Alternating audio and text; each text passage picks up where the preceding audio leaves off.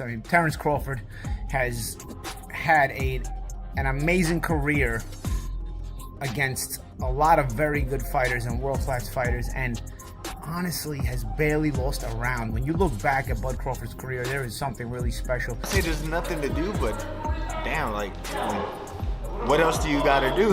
he's a 3-time undisputed champion. Hey man, you looking small. What you mean I'm looking small? You looking small. Like, it's just that, like, you gotta really hurt that dude to turn him away and to try to stop him from doing what he want to do. So skillful, yes, but this and this. Fighters fear Terence Crawford for good reason. Roy Jones Jr. even said Canelo looked nervous facing him. Crawford's calm, calculated style makes him dangerous. He reads every move, avoids clean shots, and punishes mistakes with flawless timing, leaving opponents hopeless. That stare down that we talked about when I told you either he's not ready for this or he trying to little boy Bud. He wasn't trying to little boy Bud.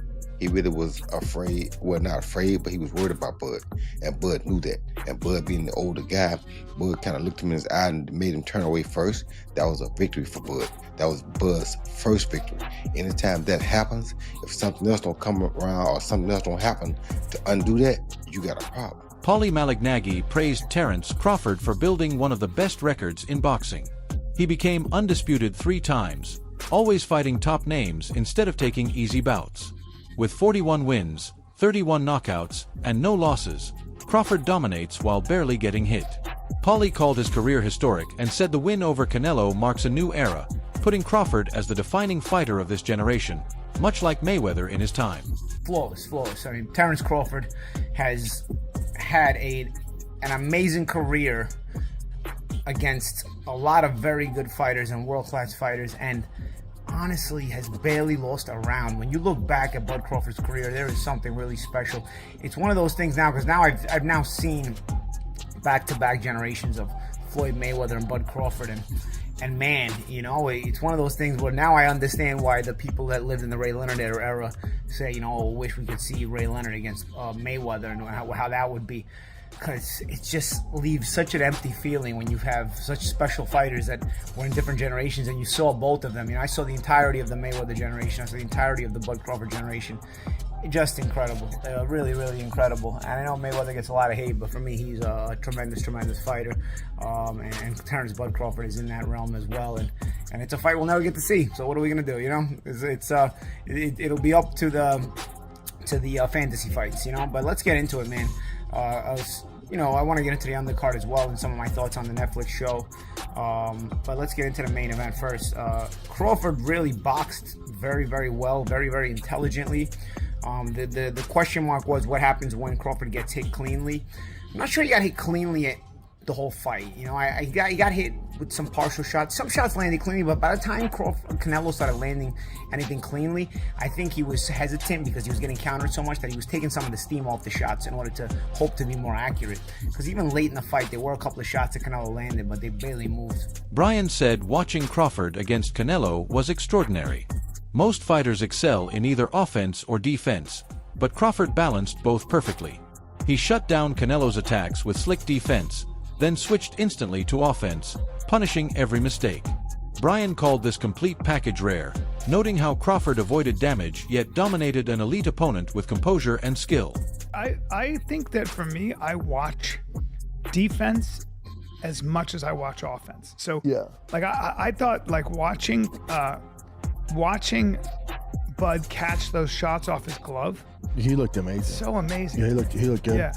He'd go to a body and he'd catch that and come up with an uppercut. You know, just all those things that seem. He looked great. Yeah, I've never seen anybody do that to ever. No one has. Yeah, he's the best. Canelo. Ever. Yeah, he's the best. And I think he would do that to Canelo on his best day. Canelo said it. He goes, "I couldn't figure him out." No. Which is why he probably won't fight him again. You know, they'll fight again. You think so? The payday, yeah. But so you're gonna get Canelo because the money's in Canelo Crawford, the rematch. Yeah. I don't want to see it, but I want Crawford to get paid, so might as well do it. Andre Ward praised Crawford as the most skillful fighter of his era. He said Crawford's mentality sets him apart. Once he decides on a goal, nothing stops him. Ward noted that only real damage can beat Crawford, since tricks and tactics won't work. His adaptability, stance switches, and calm under pressure make him a rare fighter who always finds a way. Ward emphasized Crawford's success comes from determination, grit, and relentless commitment. Somebody that, like, I can bet the house on is Bud. Who's the most skilled fighter today? Bud is definitely one of them, for sure. Me and him, we so much alike in our mentality. Like, soon as I see this dude, he come in the room or I come in the room, we start arguing about basketball, wrestling, anything, bro. Like, man, you can't, man, you looking small. What you mean I'm looking small? You looking small. Like, it's just that, like, you gotta really hurt that dude to turn him away and to try to stop him from doing what he want to do. So, skillful, yes. But this and this, it's different, man. Crawford's journey was shaped by family. His father always believed he'd be an undisputed champion, while his mother doubted he'd reach the top. Instead of breaking him, her doubt fueled him. Each fight was a chance to prove her wrong.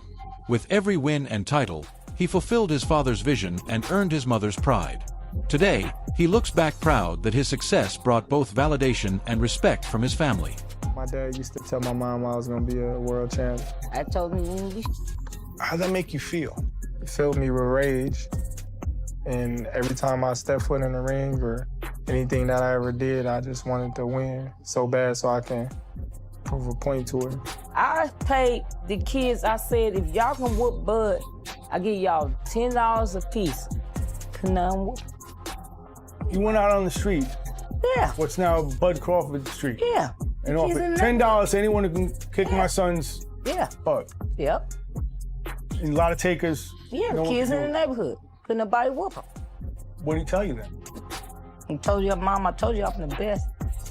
Crawford said he avoided chasing undisputed at 154 because the division lacked big challenges.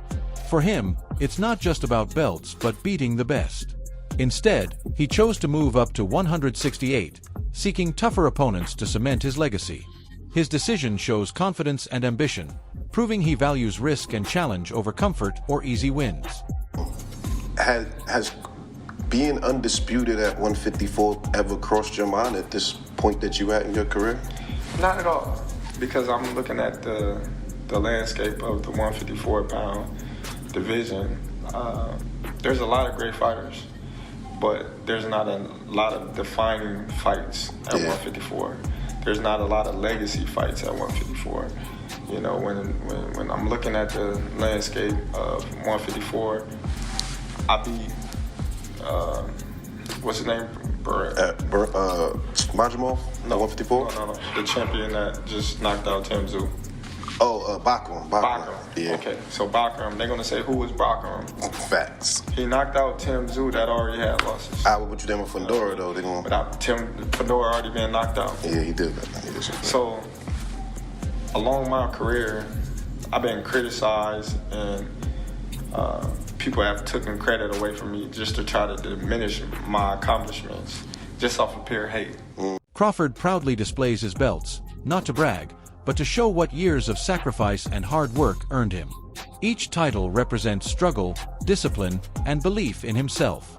For him, the belts prove nothing was handed over. He fought through doubt and challenges to claim them. They now stand as motivation for the next generation chasing greatness. I'm just reflecting on all my accomplishments at my mama's house. That's where all my belts at.